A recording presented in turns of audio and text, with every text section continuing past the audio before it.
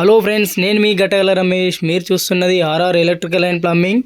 ఈ వేసవిలో ఏసీలు వాడుతూ కరెంటు బిల్ ఎక్కువ వస్తుందని భయపడుతున్నారా? అయితే ఈ వీడియో మీకోసమే, తప్పకుండా చూడండి. ఎండలు ముదురుతున్నాయి. ఇళ్లల్లో ఏసీలు తిరగడం మొదలయ్యాయి.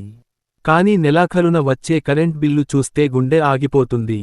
అందుకే ఈ రోజు వీడియోలో మీ ఏసీ బిల్లును 30% నుండి 50% వరకు ఎలా తగ్గించుకోవాలో 3 అద్భుతమైన టిప్స్ చెప్తాను.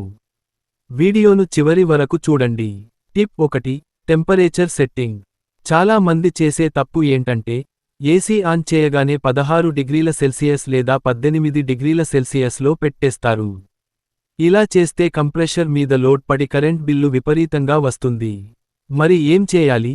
బ్యూరో ఆఫ్ ఎనర్జీ ఎఫిషియన్సీ ప్రకారం, మీ ఏసీని 24 డిగ్రీల సెల్సియస్ లేదా 26 డిగ్రీల సెల్సియస్ దగ్గర ఉంచండి.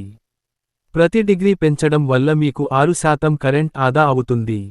Tip 2: filter cleaning. మీ ఏసీ ఇన్డోర్ యూనిట్లో ఉండే ఫిల్టర్లు దుమ్ముతో నిండిపోతే గాలి బయటకు రాదు. అప్పుడు కూలింగ్ కోసం ఏసీ డబుల్ కష్టపడాలి.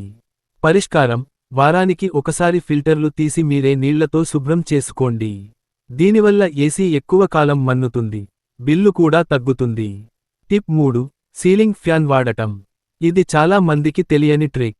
ఏసీ వేసినప్పుడు సీలింగ్ ఫ్యాన్ను తక్కువ స్పీడ్లో ఉంచండి. దీనివల్ల ఏసీ నుంచి వచ్చే చల్లని గాలి గది అంతా త్వరగా వ్యాపిస్తుంది.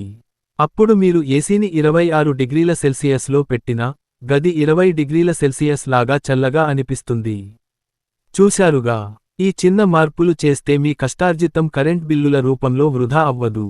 ఈ వీడియో మీకు నచ్చితే లైక్ చేయండి. ఇంకేదైనా ఎలక్ట్రికల్ డౌట్ ఉంటే కామెంట్ చేయండి. మరిన్ని ఉపయోగకరమైన టిప్స్ కోసం మన ఆర్ఆర్ ఎలక్ట్రికల్స్ మరియు ప్లంబింగ్ని ఇప్పుడే సబ్స్క్రైబ్ చేసుకోండి.